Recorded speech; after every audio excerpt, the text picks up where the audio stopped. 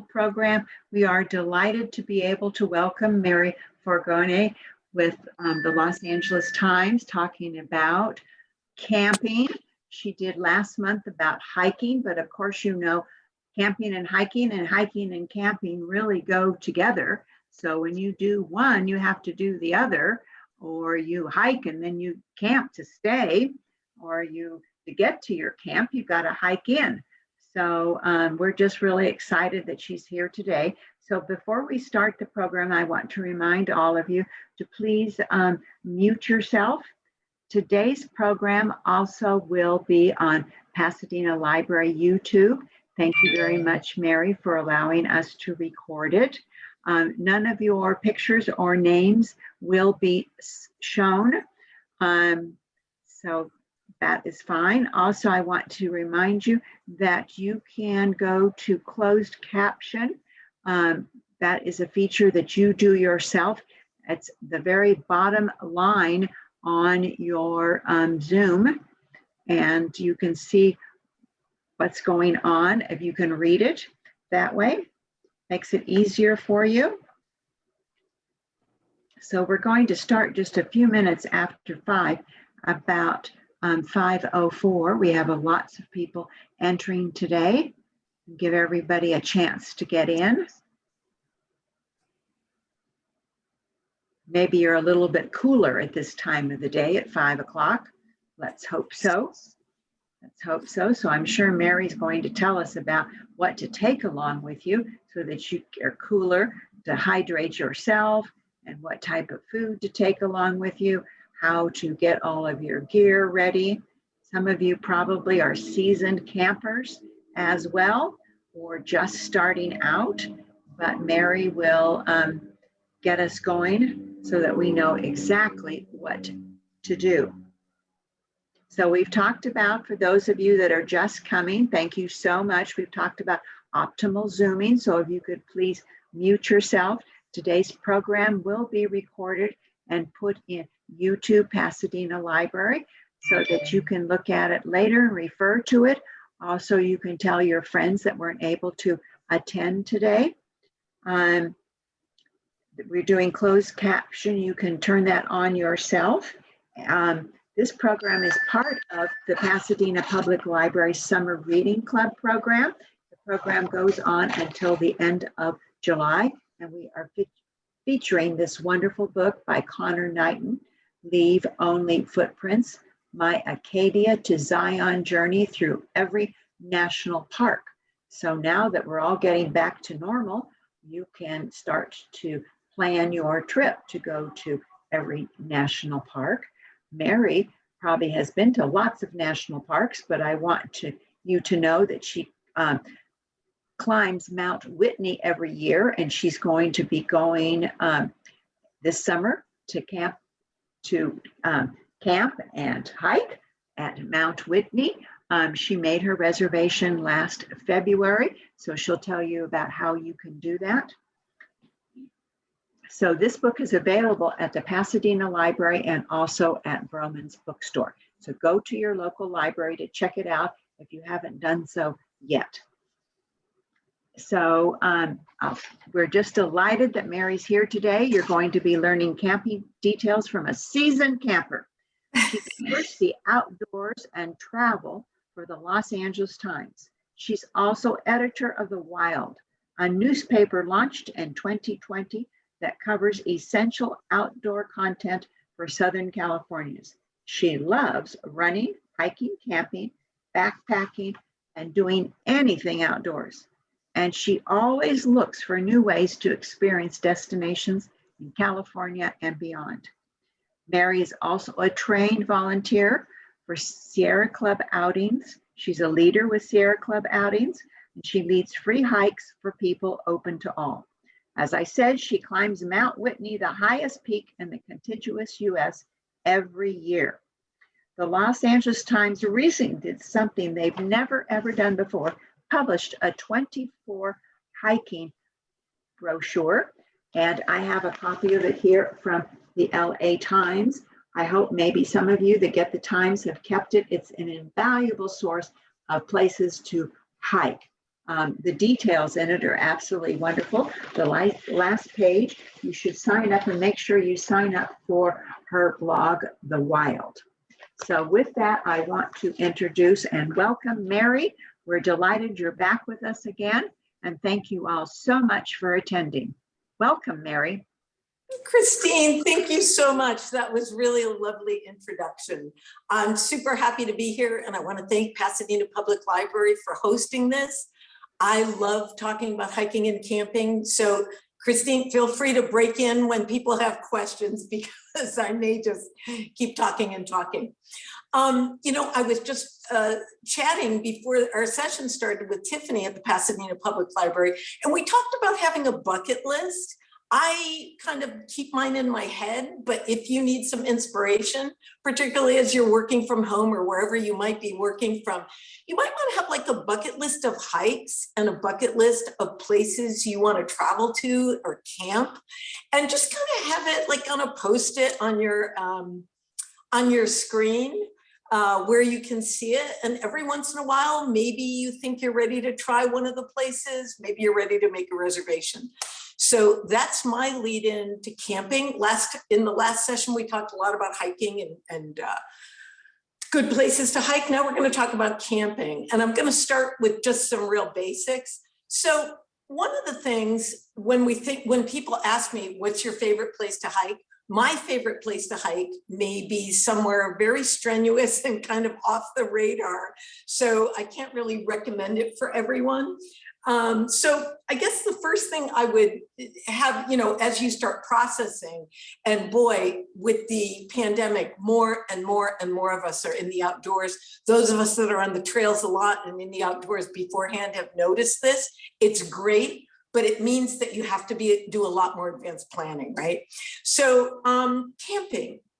Think about what you want, what the expectation is, what you want your camping trip to achieve, and don't overthink it. But so I'm thinking one thing is maybe you're a beginner and you just want to start out and see what the camping experience is like. Maybe you have young children and you want them, you want to help them experience a first camping trip. Maybe you like to fish and you want to be near a river or a lake and you want to go on kind of a fishing camping trip. Maybe you want solitude and you have trained up so you can kind of go off the grid to what we call primitive campgrounds, where you bring everything on your back and you're backpacking there. So I would start with thinking about the kind of camping experience you want to have. One of the easiest, not easiest to make reservations, but one of the easiest camping trips, right, is to stay local. And there are so many state beaches, state parks, national forests in our immediate area. So if you're a beginner hiker, and some of the places that I would suggest are places like Malibu Creek State Park in the Santa Monica Mountains, also Sycamore Canyon in the Santa Monica Mountains. These are wonderful beach access areas. Well, Malibu Creek is a ways in, but you're close enough to the ocean where you can camp out. You're not that far from home if things go wrong and you need to ditch. And you'll get a sense of, what it is to be out and spend a night under the stars. So before I get into more specifics, other things to think about when you're planning a camping trip. Do I want to be in the mountains? Do I want to be in the ocean? Do I want to be near a river? Do I not want to be near anyone else? Those are all things you need to think about. So gear. It doesn't take a lot of gear to go camping. You don't have to go crazy and spend hundreds and hundreds of dollars. You can probably outfit yourself at a Walmart or a Big Five, and of course at REI and places that are more specific to the outdoors. So I'm going to just quickly, sleeping bags. Okay, that's like a basic that you need.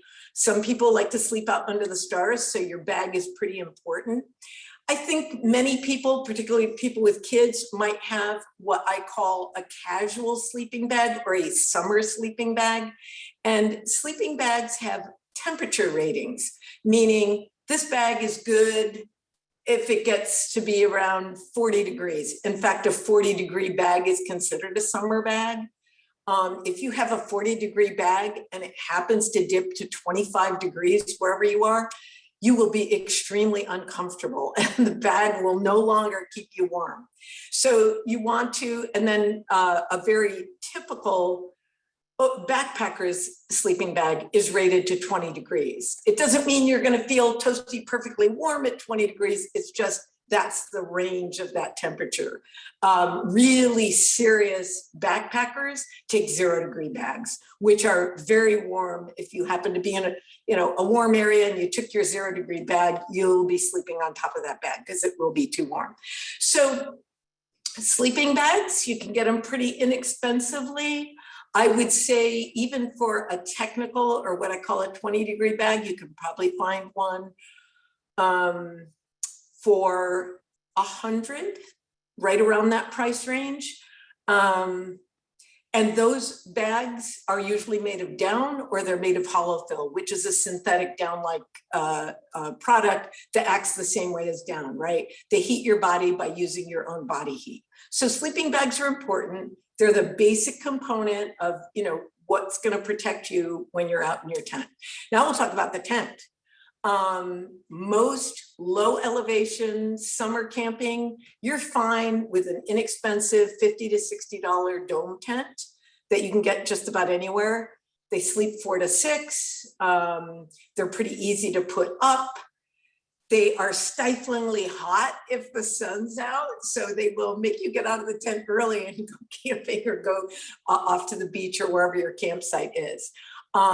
Tents these days are pretty easy to put up. Really expensive performance tents for backpackers or anyone going to higher elevations, that's a little bit of a different story. They come with rain, well, most tents come with rain flies. We don't have to worry about rain too much where we are, but if you're traveling to Colorado or Washington State or other places that are wetter, you would absolutely want to have your rain fly with you on your tent. So tents can be, depending on how many people you have and whatnot, you don't have to go overboard.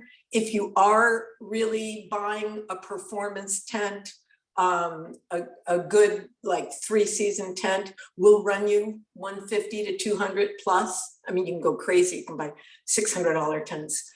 And places like REI are good places to get information and do your research. But most of us will probably be using, what I call kind of a summer tent because we're just going around to low elevations. Next thing to think about is food and how you're going to prepare food. If you're in a campsite where you're car camping, of course, you would think about bringing a propane Coleman stove, maybe a 2-burner, where you can easily cook up stuff, especially if you have children. If you're backpacking, you would have a small backpacking stove. I will say that right now, wherever you decide to go camping, particularly if you're camping locally, check the fire restrictions. I only just learned the Angeles National Forest, just north of us, has gone to an extreme fire danger. And that means that you cannot use fires of any kind, no open fires, no campfires, and certainly not even the little backpacker stoves that we used with sealed canisters. So if you're going backpacking in the Angeles Forest anytime soon, until that changes, you would have to bring ready-made food and not rely on a stove. Leave your stove at home. So food, foods that you want to bring run the gamut. I tend to go very light. I'm kind of a solo hiking kind of person. If you're packing for kids, you will of course need more snacks. You should always, always plan on 3 meals a day in your cooler or whatever you have, 3 meals a day, lots of snacks, particularly if you have kids, because you don't want to run out. And not every campground has a camp store. These days in the post-COVID world, we're not always sure that camp stores are open. I've turned up at places that I was relying on for like a cold soda or something, and they were not open. The campground was open, but the store was not, or it was open very limited hours. So just make sure you plan ahead, bring everything with you. Then I talk about comfy stuff. And, it's okay to want to be comfy on a campground, right? So you might want to bring a hammock or a chair if you're sitting around the campfire. Again, you have to make sure that your campsite allows fires. So you want a camp chair. You might want, like I said, a hammock to just hang out during the day. I have seen the most creative things at campgrounds lately. I've seen people string LED lights, and it's just really, really pretty for when they're sitting out at night. I've seen people set up, I think they're ready-made, like Coleman makes them, like almost like a little kitchen sink and kitchen prep area. So you can get as fancy as you want to in your tent, in your campground, in your campsite. And my thing is, start with the basics and then move up from there, because you'll quickly realize, oh, I wish I had this, or I wish I had done it this way, or I wish we had packed that. I'm going to really briefly talk about the types of campgrounds there are. There are state park campgrounds, there are national park campgrounds, there are private campgrounds, there are what we call dispersed campgrounds in national forests. Each of these require different strategies to get a reservation. And what is this? July. If you are thinking of camping out in September, October, November, which are great months in California, right? I would recommend making a reservation right now. So you can Google California State Parks, you can Google Reserve America for national parks and others in that unit. You can Google KOA and other private campgrounds, but I would absolutely recommend that you make reservations in advance. That way you aren't disappointed. Some campgrounds still have a first come, first serve. And you, like particularly on a holiday weekend, you need to get there days in advance. So, having a plan, having a campground that you're going to is kind of the best way to go. Let's see. Now I was going to talk about just some campgrounds that healthcare officials, doctors, to remind everyone that I really like. So I talked about a couple, Sycamore and Malibu Creek in the Santa Monica Mountains.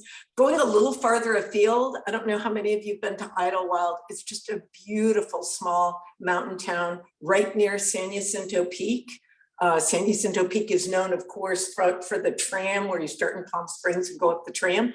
But Idlewild is at high elevation, and there is a campground right in the middle of town that is just really sweet, has a lot of sites, easy to pull into. What I like about it, again, for convenience, you're in the middle of the little mountain town where from this campground, you can just walk over to town if you decide you want to go to a restaurant or you want to go hear music. It's a place where, kids ride their bikes and bring their skateboards and their scooters. So definitely has a family vibe, and it's very accessible and very easy to get to. For those who think they might want to backpack in the same area, I have a recommendation, even if you're doing like a beginner backpack, and that would be you take the tram from Palm Springs up to about, I think it's about 8,000 feet on the mountain.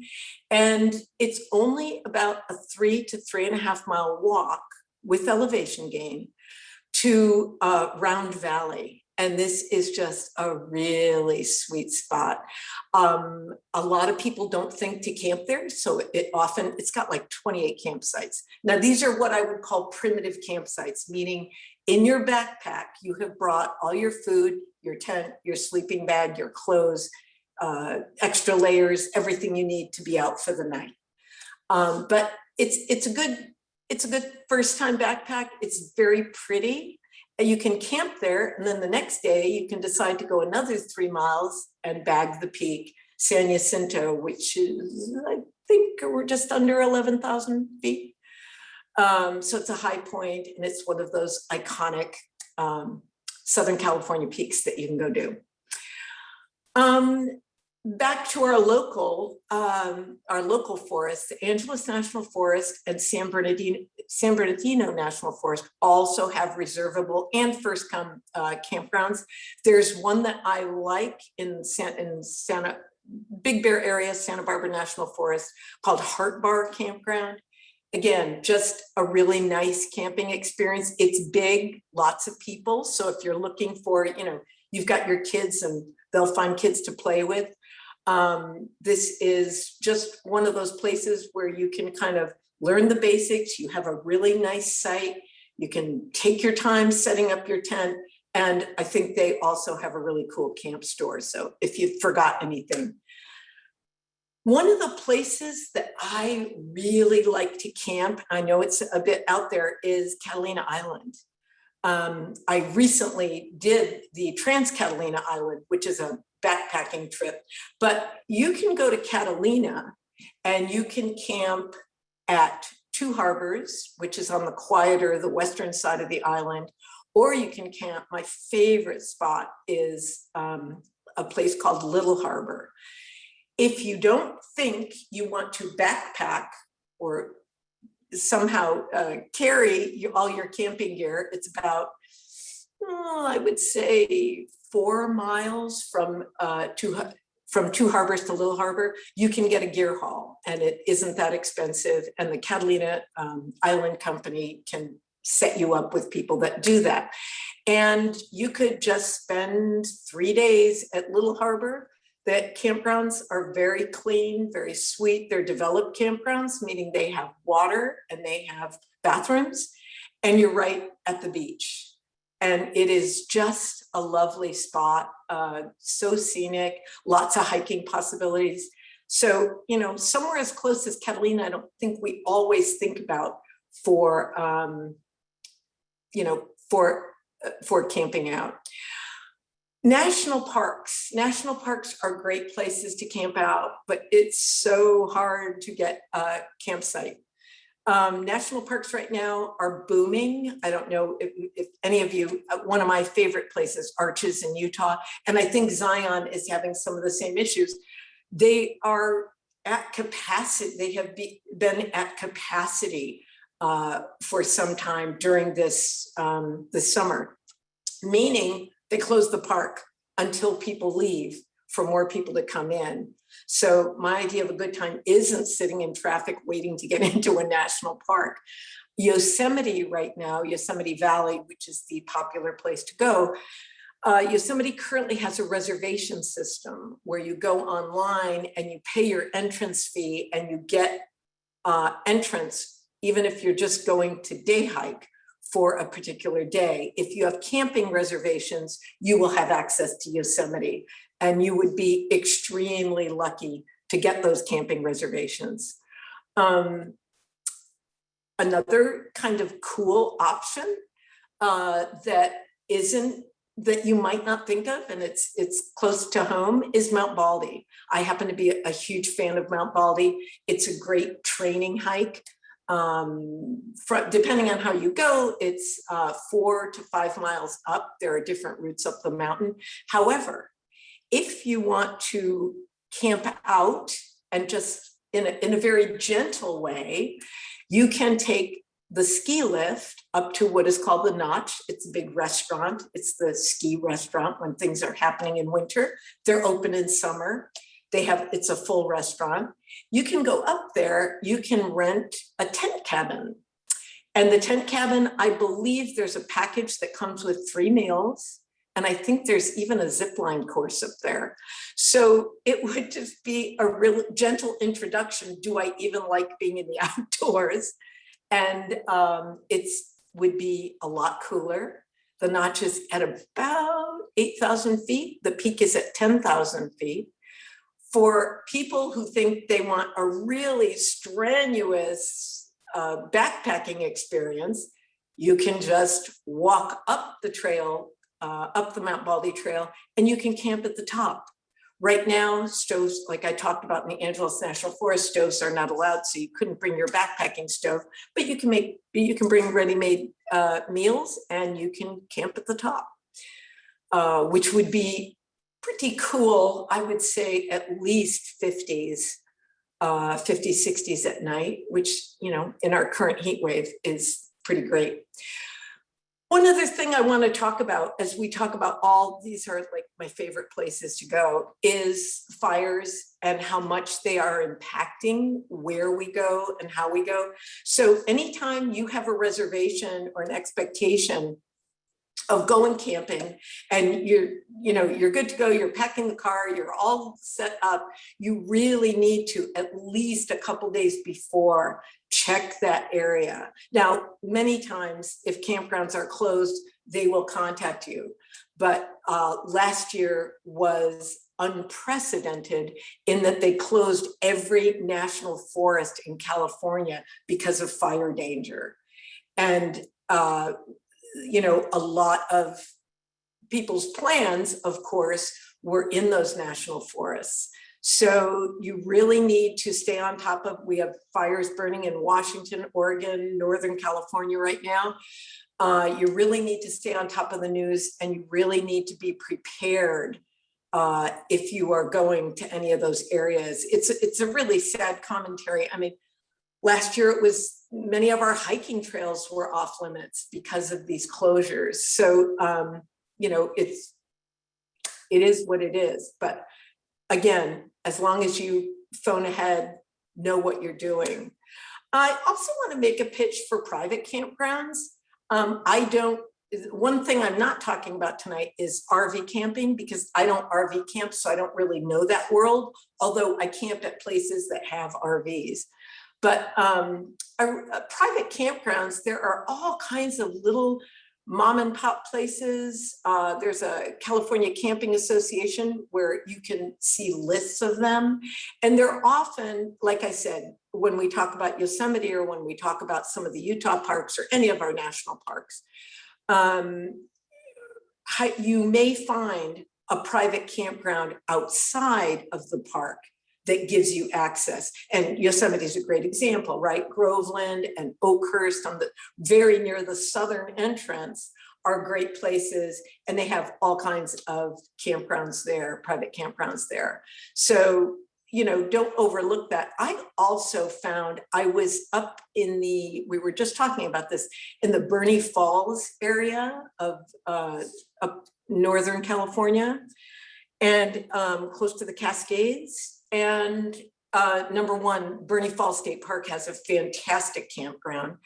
But there were also campgrounds in the area run by PG&E, primarily for, I noticed that they were primarily people who went fishing used these camps, but I wound up staying in a couple of them and they were wonderful. And they weren't very crowded. This was in mid-May. They're low elevation. So, you know, in mid-May, you wouldn't encounter snow and all those kinds of things. Back to conditions. Some places, although this year we have a drought, may still be under snow. I know Lassen is one of those parks. When I was up there in May, it was still a winter wonderland.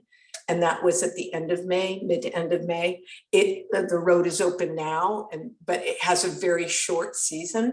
So if you wanted to go camping in the Lassen area, you would absolutely shoot for like that July, August sweet spot because weather comes early at the high points.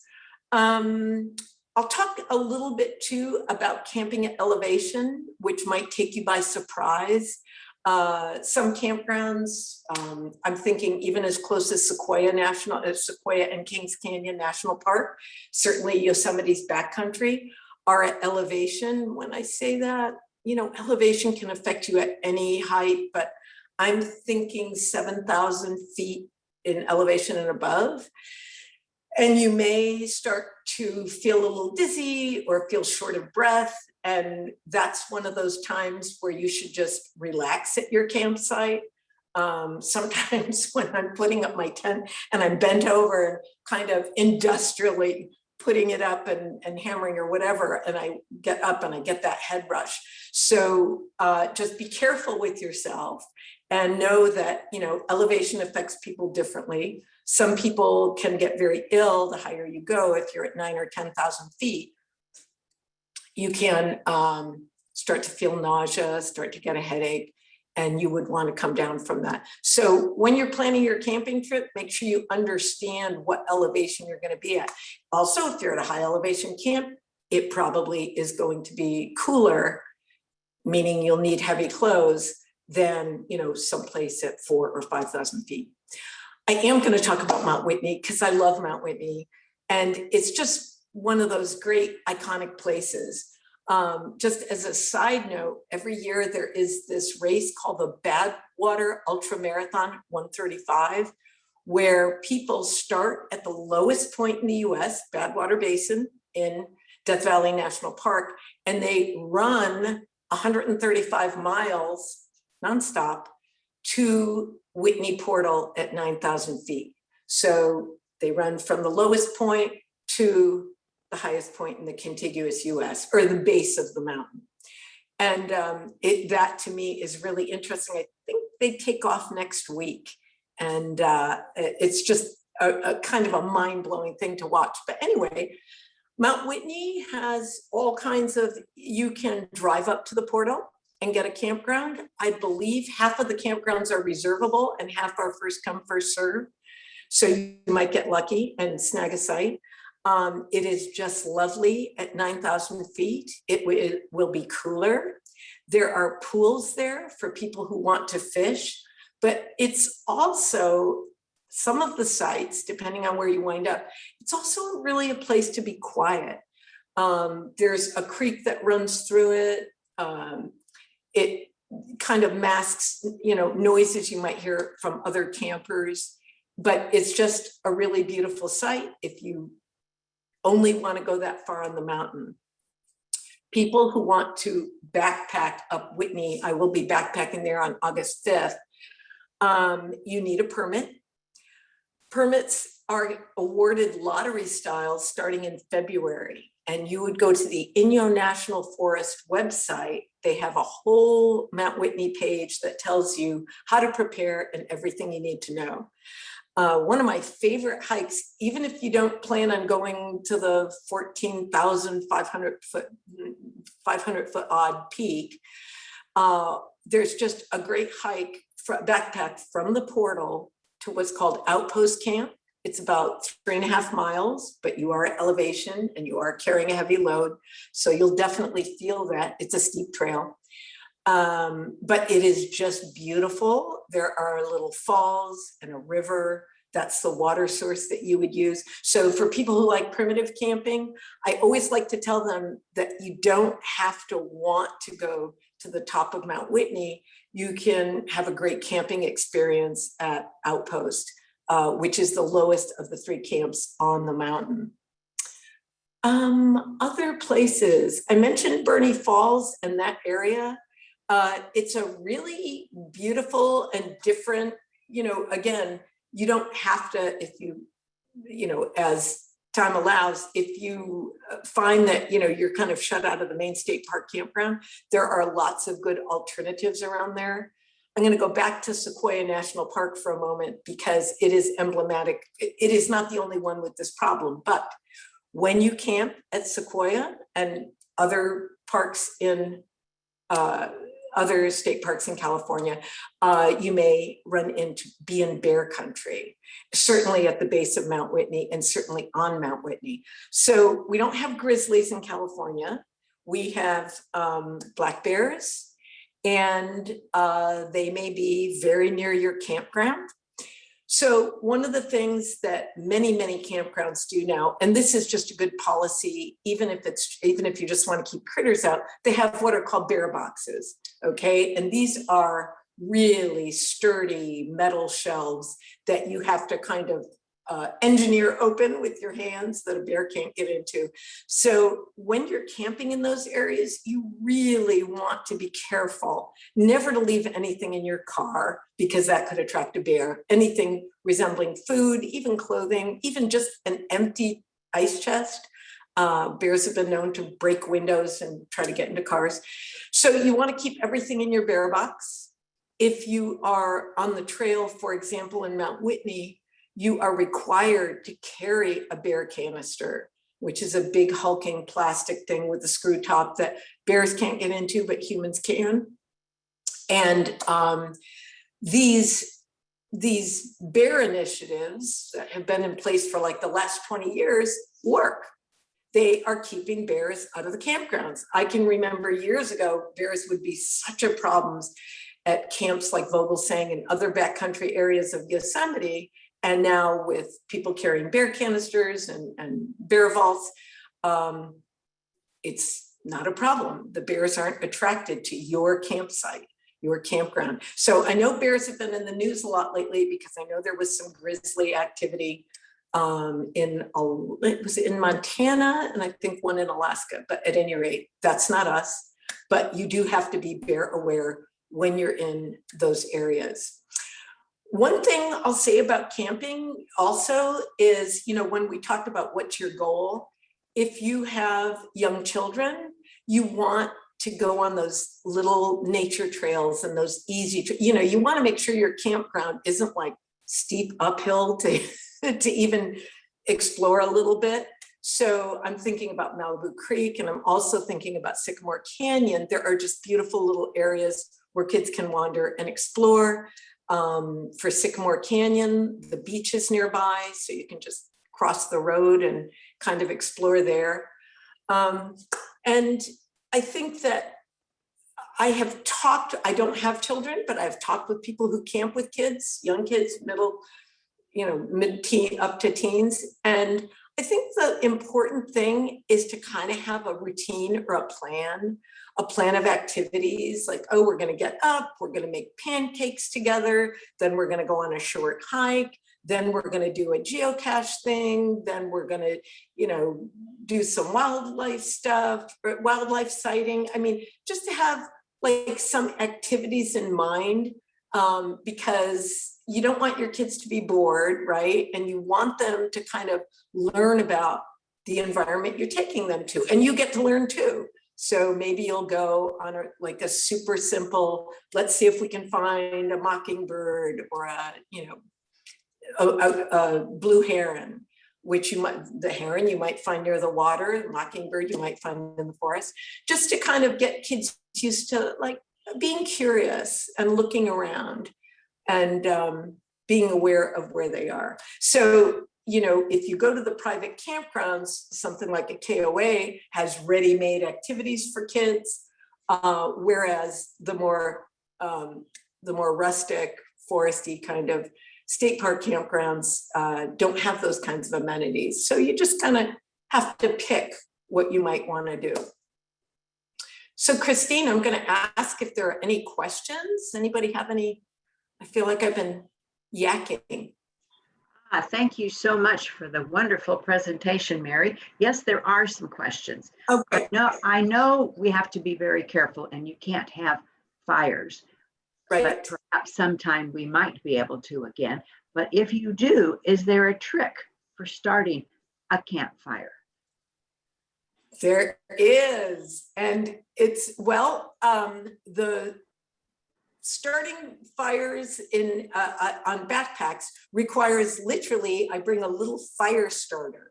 And when you start with that and then fan it and, gather some kindling, you can't always gather wood.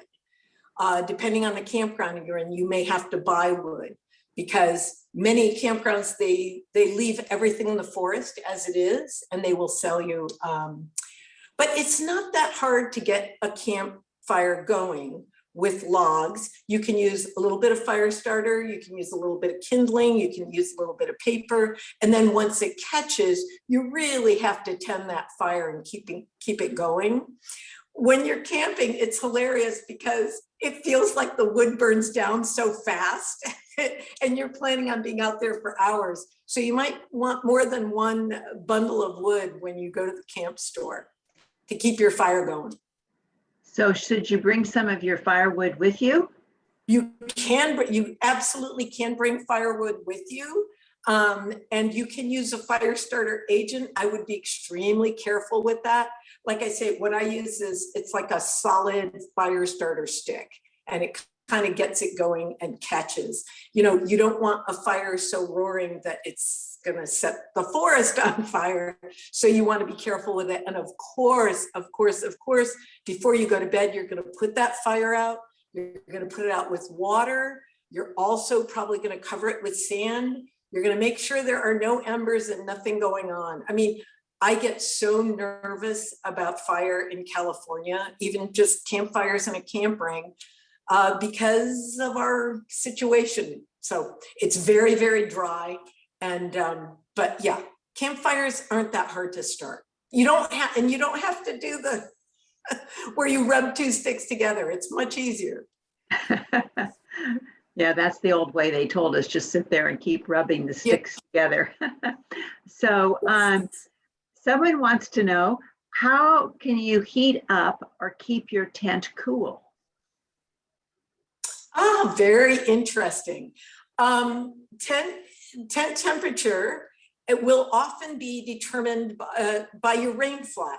For example, if it's a warm night and you put out your camp, many tents just have like a mesh to keep flies away, have mesh panels. So that would be a nice cooling, maybe you're at 7,000 feet and it's 50 degrees. That's a beautiful night to camp out. You don't need anything overhead and you can look up and look at the stars. Say that same tent drops down to 30 degrees, suddenly you're kind of, oh, it's cold. So you would put on what's called a rain fly, and it's just what it sounds like. It's just a layer that goes over your tent. It's a very taut layer, so you also stake that down as well as staking down your tent, and it protects your tent from wind as well as rain. And what it also does, it creates a dome over your tent where it will keep you warmer. So you want your tent fly on to keep you warm. If you're really cold, you're going to be in your sleeping bag in your tent. If you're warm, you're going to take that rain fly off and you might be laying on top of your sleeping bag. I've sometimes been so surprised at how warm it is, you can just sleep under the stars. Just put out your mat and your sleeping bag and you're good to go. That must be beautiful to sleep under the stars. Absolutely. It is absolutely beautiful. So someone wants to know, if unfortunately it starts to rain, what do you do? I mean, if you're camping, you get in your tent, or you hope you don't get soaking wet, or you leave. I mean, it's not much you can do. Fortunately, we're in a very temperate climate. However, if you are up at Mammoth or Yosemite or Whitney, especially Whitney, we get what are called August monsoons, even in the San Bernardino forest. And it's when, you know, the superheated air meets the cooler air on top, and you get these unbelievable downpours that you think are never going to end. And you might even see flooding under your tent. So hopefully you have a good ground cloth that you put down. Most tents come with a tent foot, or you can make your own ground cloth. So you have a ground cloth, you have your tent on top. That should protect the bottom of your tent. You absolutely have your rain fly on, and it's as taut as it can be. So it's repelling water. So the water is sheeting off. So you should be fine inside your tent. Now, there are times when you feel like you're almost flooded out. I have had times when the water is just sheeting underneath my tent. It's coming down so fast. Hang tight, stay covered, stay in your tent. There is one situation, and only one situation, in which I would pack up. I mean, if you're car camping, you always have the option of just hopping into your car. If you're backpacking, the one reason why I would clear out is if you are at high elevation and it starts lightning, because your tent poles can be conductors. Heck, your walking sticks can be conductors. So in that situation, you might have to camp out, hike out in the rain. I have done this, but most people, you have your car. If it gets too uncomfortable, you can all jump into the car. You might not have a great night, but you'll stay dry. Thank you very much for that good advice. So they want to know what a dry site is. talks Oh, about. I call a dry site meaning a primitive site. That may mean that there is no water at the site, which means you are getting your water source from a nearby creek, a lake, a waterfall. However, you can't just drink that water, right? In California, you need to treat that water. So you would be, this mostly applies to backpackers. You would be carrying a water pump, a water filter that filters out all the bad stuff.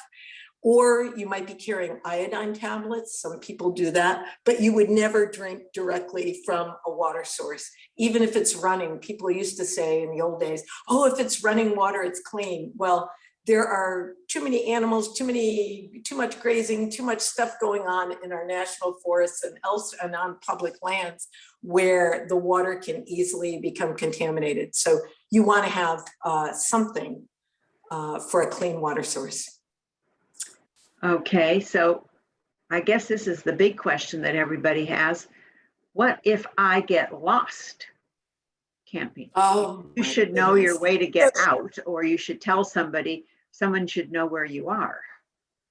We could do yourself. a whole hour on safety. Okay, so number one, you don't want to be hiking alone ever. So now you got this great campsite and you're going out from the campsite and you're exploring, and you should never go alone. You should always either have downloaded a trail app on your phone that you can follow and know how to use, or if you're old school like me, also have a paper map, because you just really need to be able to visualize where you are, at any point on the trail. Okay, so if you are lost, biggest thing is not to panic and to really try and retrace your steps to get back the way you came. Maybe you were trying to do a loop or something. This is just the basic, let me see if I can get back to where I started. If you cannot, if you are seriously lost and would need, you feel like, wow, I am so far gone, I don't know which way to turn. Now you're hoping that rescuers will come. So you are going to stay put in one spot. The worst thing you can do is keep moving. Hopefully you told someone or left a note in your car where you were going, so rescuers would know where to look for you. That's a pretty dire situation. They can often get GPS readings off of your phone, even if it's dead. But again, that's a pretty extreme. Most of us get lost or start out too late and we're getting back in the dark, but we usually make it back to camp, and maybe we went extra miles and are exhausted and we're panicked a little or scared, but we make it back to camp. I think that's the more typical thing. If you get hurt on the trails, one of the things, if you're planning your camping trip, always know where the local clinic is, where the local hospital is. You never know when you may need it, and you can go straight there. You can't just rely on, oh, I'll find a ranger or I'll find an emergency personnel to help me with this. And one of the most common things that I've seen is when I'm car camping, not when I'm backpacking, is people get stuck with fish hooks and need to have them removed at a clinic, professionally removed. So always know, it's not debilitating. You can probably drive yourself or your child, but always know where the closest clinic is. Also know what the emergency numbers are. Where's the nearest ranger station? You cannot count on having coverage with your cell phone when you're out on the trail or even at a campground. So you got to kind of know where you would want to go if an emergency happens. Great. Well, those were great tips for us. Thank you very much, Mary. So do you know if bear canisters are required in the northern White Mountains, especially Boundary Peak, Nevada area? Oh, gosh. I don't know that off the top of my head, but if you call, I believe that's in the National Forest area. If you call them, they will tell you. And one word about bear canisters, they're really only like, they do get bear tested. And there are only 2 or 3 that are quote unquote authorized. So when you go to REI, or you can, well, when you go to REI to buy one, you'll only see 1 or 2 models, and they come in large and small. Some ranger stations rent them. I know they rent them for Mount Whitney and other areas. In case you don't have a canister, they'll rent you one. So that's pretty cool, because then you don't have to outlay that kind of money. But I don't know about that spot in the White Mountains. Definitely call and ask. Are the bear canisters expensive? Are they heavy? Oh, yes, on both counts. They range, the small ones, I think, are 50-ish, and the larger ones, I would check with REI, maybe 75, 80. They might be a little more than that. They are heavy. They add about 1.5 pounds to your pack, and they're bulky. But I must say, I use them now, even when I'm not in bear country, because it's just great to keep critters out. You put anything with an odor, all your food, your toothpaste, anything, cream, anything else you brought, and it all goes in the canister. And it really is a convenient way to just kind of lock up all your scents so as not to attract any kind of an animal, let alone bears. But the trade-off is they're heavy. And in areas where they're required, there's no way around it. Okay, thank you. So what if you're camping with dogs? Are there many campgrounds that are dog friendly? Oh, there are many, especially private campgrounds that really cater to dogs. So I would, if you just Google California campgrounds and dogs, you will see a bunch of stuff. There are some campgrounds that I think there's one that has kind of an agility course, or what I would call something like that you can do with your dog. So I think that more so in the private sector, because state and national parks have different rules about dogs. In the private campgrounds, they realize that dogs are part of people's families and that people want to go camping with their dogs. So they really make an effort. So I would, like I say, Google California campgrounds, dog friendly or dogs, and a list of them should come up. Okay, thank you so much. Do you feel good about Sawyer Micro Squeeze for water purification? Oh, I don't want to endorse or not endorse any products, but the squeeze filters, they were very popular, I would say, within the last 3 to 5 years. I have seen these work beautifully. I have seen these get jammed. I'm sorry, we're talking about water purification when you come to a creek and you have to purify your water. I've seen these work beautifully. I've also seen them fail and be jammed and the person not knowing why it didn't work. So I can't endorse or not endorse that. It really is a trial and error thing. And that's the other thing about camping and camping gear. You'll very quickly, as you by your 3rd trip, you're going to know what you love and what you don't love. You're going to know what works and what doesn't work for you. It's different for everybody. I love it when I go to campgrounds and the person has set up their campground and they have like a cute little welcome mat and they just have all these little comfort things. So like I say, there are all kinds of things you may or may not want to bring along, but it's whatever makes you more comfortable and what works. So what is the most comfortable thing that you bring along? What is the thing that you make sure you have every time? All right, it sounds small, but I love my down pillow. When I am out backpacking, it's really easy to wake up with a neck ache or to wake up with a shoulder ache. And I have a little down pillow that doesn't weigh that much. There are also inflatables, mine is not, inflatable pillows that kind of look like what you use on airlines. And to me, it is worth its weight in gold. There are people that love even in backpacking, even if they weigh 2 pounds, love to bring air mattresses because they make it so comfortable. I just use kind of a mat. I'm a pretty basic camper type, but air mattresses can make you feel like you're sleeping on just like you're sleeping at home. So for me, it's a pillow, but I know many, many people love really good air mattresses, and there's a lot of them on the market.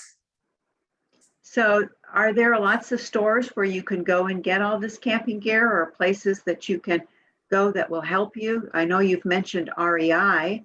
Is that the best place to go, or are there other places? You know, it's so sad to me. When I started, you know, I've been camping, hiking for like 40 years. We had so many more options. It's very, very sad. Adventure 16, which is a store I just loved, mostly because the staff were so knowledgeable. So yes, you want to go to an outdoor store. You want to go to REI. Even if you're not ready to buy something, you can go and do your research and say, what's the lightest backpacking tent? Or what's the best backpacking tent for a family of 4? Or, you know, what's the best stool that I'm going to love to sit on around the campfire? And they'll show you stuff, right? Yes. They're all about gear. So that's a good place to start. Big Five, also good places. Target, Walmart, they absolutely have, you know, basic tents, basic sleeping bags, basic lanterns, things like that. So it's a matter of, oh, and one thing I will say, if you Google, if you just go online and say, you know, camping gear list, car camping gear list, or backpacking gear list, you will have fabulous Outside Magazine, Backpacker Magazine. REI also has a list. You'll have fabulous checklists that you can just print out, download, print out, and kind of start looking at, oh, these are the things I need to bring. So thank you so much, Mary, for this fabulous program. I think you've answered all of the questions. If anyone else has another question, please quickly put it into chat. I thank you so much, Mary. If you have missed something that Mary has said, be sure and go to YouTube, Pasadena Library, and you can review everything. And I hope one day that the LA Times will put out a special brochure exactly like they did for hiking, for camping. That would be wonderful. Yes. Yeah, that would be very, very wonderful that way. So any other advice for us? Just to go and have a great time, enjoy the beautiful outdoors? Absolutely. I think as everything is becoming reopening, I think this is the perfect moment to discover our wonderful backyard. And we have so many good opportunities in Southern California. Thank you so much. This has been great. Thank you very much, Mary. The library thanks you so much for doing this for us. Let's give Mary a big round of applause. Thank you so much. Oh. And we'll hope to welcome you on another time to hear about your wonderful journeys. Have a lovely trip, safe trip to Mount Whitney. Thank Bye-bye. you. Be well, everybody.